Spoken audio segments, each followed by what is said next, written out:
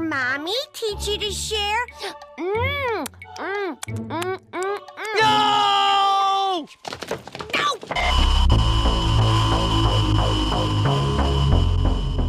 It's Christmas time, but we're gonna talk about some spooky lost media. Airing only once in December 2002 on WB local affiliate channels nationwide, it's the Rhapsity Street Kids Believe in Santa. What is this exactly and why did it air once? Not much was known at the time other than it looked like utter fucking shit. The only proof of its existence were message board posts from 2002 laughing their asses off at this movie. Rapsittie was unseen for over a decade, but why was this worth finding?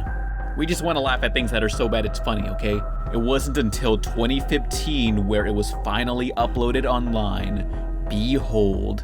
Smithy's small and round, he's closest to the ground, he's nobody's fool, the coolest kid in school. Oh my God! Oh wow, where to start? These kids are so ugly Jared from Subway wouldn't kidnap them. And look at these houses, were they constructed on the first Sims video game? How this was found and why this was made is a story that involves a possible scam artist, acclaimed voice actors, and Scientology.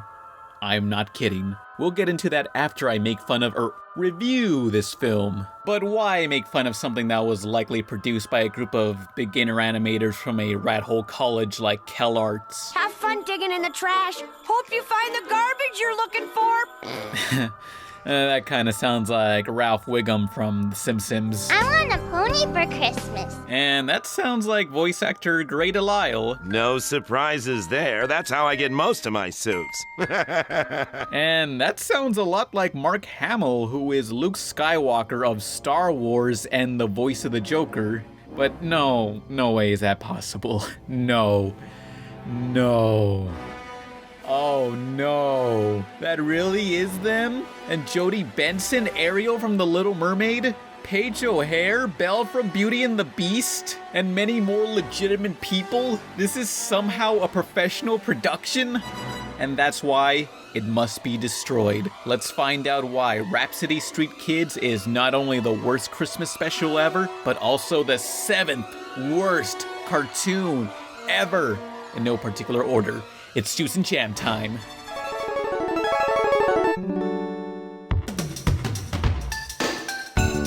In this straight-to-TV stinker, we join up with aspiring rapper Ricky, who's just coming home from school on a bus that's on fire, likely for how hot his rhymes are. Ricky is just minding his own business, walking through town, and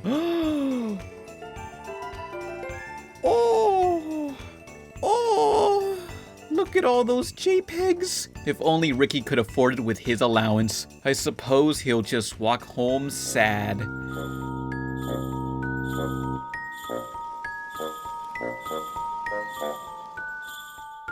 This lasts 40 seconds. Take that. Ricky's just a poor boy in a poor family. His only family member seems to be a grandma who talks like this for unexplained reasons. Christmas, how? But he's not alone.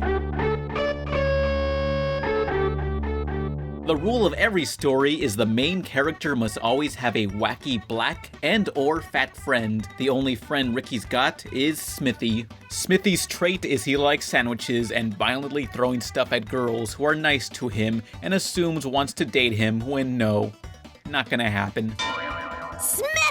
Smithy, that wasn't very nice of you. Go outside and freeze to death where your kind belong. Good! I'm ready to skate bigger and faster than my mom can make the biggest sandwich in the world!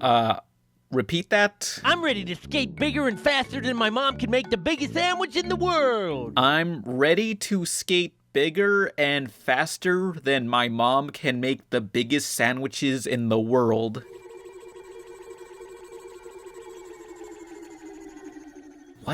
Does it mean?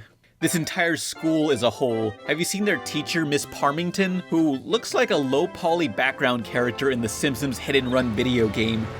I keep making God madder and madder. Somehow she happens to look worse than everybody around her, which I didn't think was possible. With her being a teacher, I assumed she'd be more concerned for her students, yet she is yabba dabba done with their shit. I think her least favorite student is the main character Ricky with all his rhyming. I said after recess because I need a recess. Okay, let's go out and do some skating. You won't catch me hesitating. That will be enough, Ricky. Ricky, you gotta stop it with this rap career and learn to create dubstep like everyone else who gave up on their dreams. Even more concerning about Miss Parmington is there's kids being harassed right in front of her and she offers the worst advice. Miss Parmington, get him away from me! Get him away from me. That means he likes you. He just doesn't know he does. Yeah, let's all just pretend abuse equals love. This won't fuck over our minds in due time. That one girl who busts my balls every so often, she wasn't mean to me. She was just being a tsundere. You like that? I drew that. Hey, look, it's the principal. Maybe he'll do something about this. How are you and our little angels doing? Our little angels are doing just fine. Thank you very much. Jesus Christ, she is fucking hammered. Despite all her rage, you'd think she would take it out on the bullies, but no. If this story couldn't get any more dysfunctional, Ricky is not exactly the most popular kid in school. Let me know anytime you want to fall down again. I'll be glad to shove you in the right direction. Oh, linguo sad. Time to share all the love and joy. Happy fucking birthday. That's right, 99, you sweet piece of shit. These bullies never let the other kids catch a break. We're just trying to have a nice time ice skating, but y'all are ruining everything. I'm gonna take your sandwich. You won't get away from me! Look out, Smithy. Run. Run as if your life depended on it, which considering this is a public school, it probably does. Oh no, they got him. They got him by the ass. Hey, Todd, I can feel a big tug. Get it? Big tug? Okay, this is getting a little weird. I'm calling the police. This school don't mess around, and thank the God you're not allowed to pray to during school hours. It's the last day of class before winter break. The kids themselves are exchanging their secret Santas. It's here where we meet the snobby rich girl, Nicole, who just received her present. Oh, hey, that is so cool. I wish I had one. Here. Pick that shit up, you prude. Cheap is not cool, Lene. Nicole is a bigger tool than Tim the Toolman Taylor, yet Ricky just has to be in love with her. How Ricky shows it just comes off as desperate. But then again, who am I to judge? Watch me, everyone. Watch what I can do. I'll watch you, Nicole. Not you. Ricky. And I didn't think it could get any colder out here. I'm gonna store you in my phone as liquid nitrogen. 'Cause that's how cold you are. Damn, Ricky, step up your game. Ricky's only chance to win her over is to give her something other than the D, the teddy bear his late parents gave to him before passing on. Nicole has no idea that teddy bear has any significant meaning and doesn't care. Have you lost your mind? I can't even exchange this nasty old thing. You might be smart with books, but you sure are stupid. I give you a real gift, and you don't get it. Shit, he just dropped a freestyle diss. Nicole trashes the doll and goes home to literally sing about how great she is. In case you forgot, this is a musical and this song is sung by the same actress as Belle from Beauty and the Beast. Look at me, look and you'll see the best kid in the world. The song could have been fine, but they're so limited in their animation, she's just standing in place as they cut to the same 5 camera angles through the entire thing. The odd criticism about Rhapsody Street Kids is if it weren't for the animation, it would actually be a fairly decent Christmas special, but still very flawed. Like the following scene where Ricky writes a letter to Santa. Dear Santa, You are a bitch ass nigga. thank you, your friend, Ricky Rogers. Remember, Ricky, don't forget to put some anthrax in the envelope so it'll stay fresh. Even after all the bad stuff Nicole did, Ricky still wishes Nicole a Merry Christmas in the letter. That's nice, but Ricky drops Santa's letter on the way to the mailbox without even noticing. The envelope ends up outside Nicole's house, where she commits a federal crime by opening a letter not addressed to her, and reads about how much that bear she threw out meant. Her only form of redemption is to be crucified. But this is for kids, so dumpster diving she goes with Ricky's friends to find the teddy. So you're shopping at the dumpster. Do they take credit cards? Obviously not. What stupid logic would that be? A dumpster taking credit cards? What sort of economic service could a dumpster provide that requires a built-in credit and debit card reader? For what reason would a dumpster need that? Did you fucking think about that, you fuck ginger piece of red-haired stepchild shitmonger? God damn, I wish I could choke you like I choke my dick, but I'd rather not get another boner in public. Holy shit, I hope it's kick a ginger day every day in this rat hole you call a town that you'll be working in as a manure shoveler one day while you raise a kid from a broken condom. So no, I don't think the dumpster takes credit cards. Whew, okay. So they find the bear in a junkyard and deliver it back to Ricky, but he does not want it. Doesn't it mean a lot to you? Yes. And so does friendship.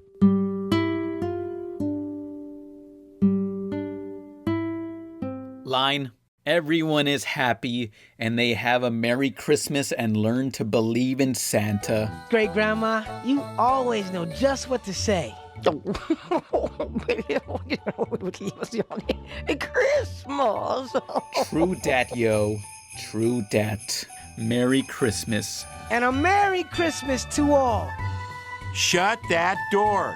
Oh God, way to end your special on that act of hostility. You know, it's much better to face these kinds of things with a sense of poise and rationality. Now, the movie is over, and if you stick around for the credits, you get this message. No, it never got made. We'll return to a Cartoon Network Christmas. Happy holidays!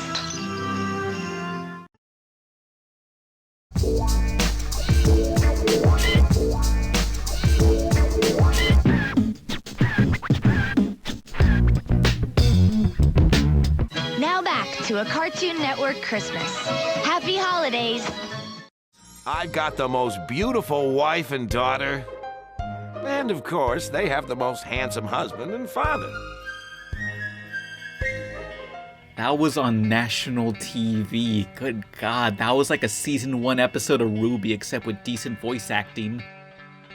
We got that out of the way. Now we can figure out how this was made. Let's check out the website from the animation studio Wolf Tracer Productions. On this site we can see other wonderful projects Wolf Tracer Studios created, such as realistic animation. It's very hard to find any videos of their other works, like their sketch show, Not Quite Right. Let's take a gander at this.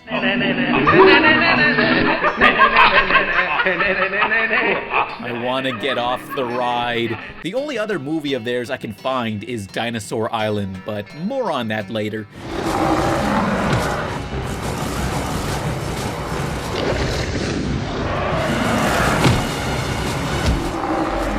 This site brags how Rhapsity was done in 4 months. 4 months to create a 40-minute long animation. Sounds impressive, but I took another look at Rhapsity, and I believe it. They also boast how the lead animator worked on the Enter the Matrix video game. Ooh, well, that explains a lot on both ends.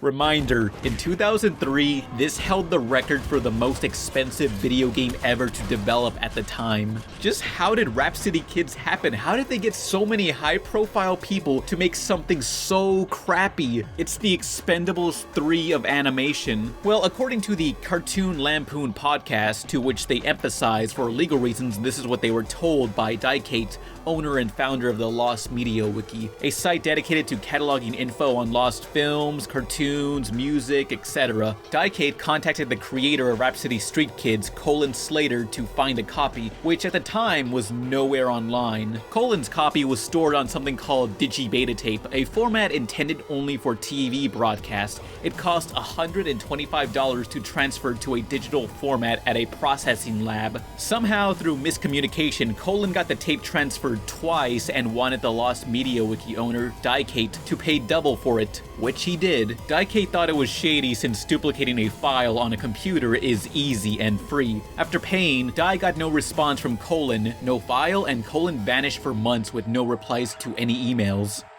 After exhausting every contact method, Di just flat out called Colin a scam artist on his YouTube channel where he uploaded his other film, Dinosaur Island. Colin disabled the comments and finally replied, claiming he does not own the rights to Rapsittie and can't give it out and won't return Di's money. After many email exchanges, Colin finally forked over the movie, Di uploaded it, and the two never spoke to each other after. Believe in Santa. Yeah! That's right. I believe in Santa. If you believe it. Naruto, believe it. Once again, I'm retelling a story from a podcast, retelling someone else's personal email story, so don't go harassing anyone for info or whatever. They say this Colin Slater guy is very shady, and I believe it. His IMDb discloses how he's produced over 2,000 hours of TV and film, but his only works listed are Rapsittie and Dinosaur Island. His Twitter is just reposts of random stuff. I don't know what it's about. Colin's some sort of music producer / owns a stock music library. He brags about the views his YouTube channel gets when there's a video with over 120,000 views and only 2 likes. The podcast noted Colin got in trouble for selling plagiarized books on Amazon, so he's got a lot of shady stuff going on. With even further research from this podcast, Colin was apparently known for posting about Xenu and Scientology, and one of the other producers / actors for this film was Nancy Cartwright, the voice of Bart Simpson and proud Scientologist. A proud enough Scientologist to make telemarketing messages to promote it with Bart Simpson's voice without the Fox Network's approval. Hey, what's happening, man? This is Bart Simpson. Just kidding. Don't hang up. This is Nancy Cartwright, and this is a very special phone call to you. I'm now auditing on new OT7 and have been asked to speak at the Flag World Tour event on January 31st in the Grand Ballroom at the Hollywood and Highland Center at 6:30 p.m. It's gonna be a blast, man. So this podcast is speculating Colin met Nancy through Scientology, who helped fund the film and had connections with the other industry voice actors. Again, speculation from this podcast, not me. Don't blame me. It's them. We did it. It does make sense. Imagine if you heard a talent scout say, hey, we're working on a Christmas special, and the voice of Bart Simpson will be in it as a producer, so it's gotta be legit. They'll probably play this special every year, and you'll get royalties every time it plays, so it's a good investment. I can understand that happening. What I don't understand is Mark Hamill returning for Dinosaur Island as the main character. Does Mark even remember recording for this? There it is. Late! No more. I am done with this. But I will show you the best part, where this guy is carried by a pterodactyl, shot by a flare gun, and falls to certain doom. But oh no, looks like his nuts broke the fall. He falls again and is saved by the world's greatest wedgie. Hold on to your underwear. Suddenly, I am reminded of that one news story of someone killing a man via atomic wedgie. Yes, really. But the argument turned violent. Blood on the walls and the victim's underwear pulled up over his head. Nobody that I've had contact with has seen anything like this before. The asphyxia, we believe, is coming from the atomic wedgie.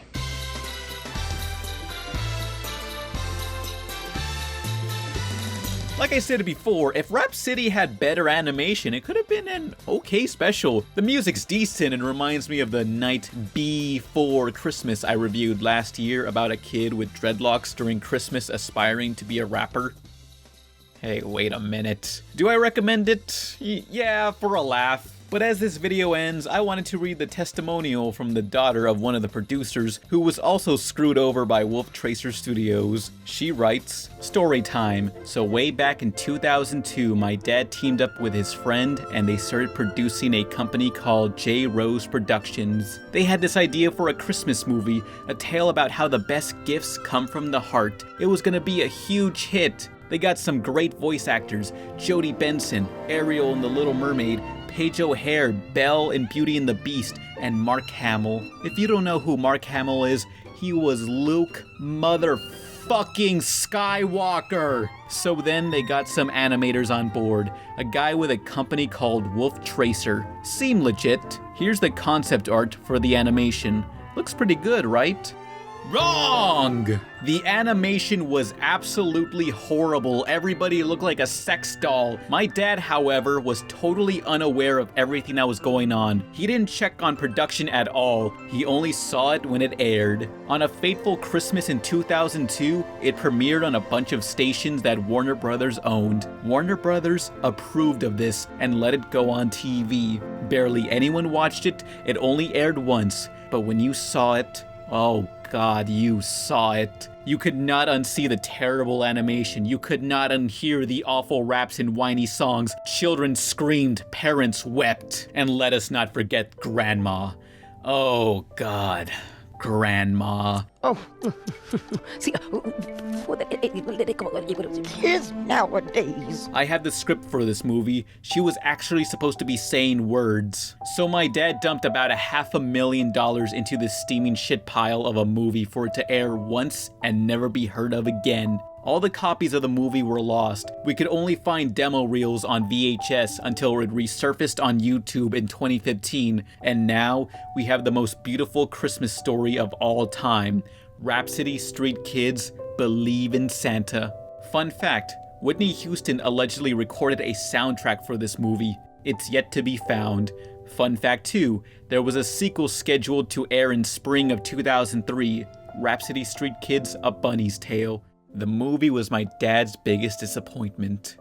Besides me, of course.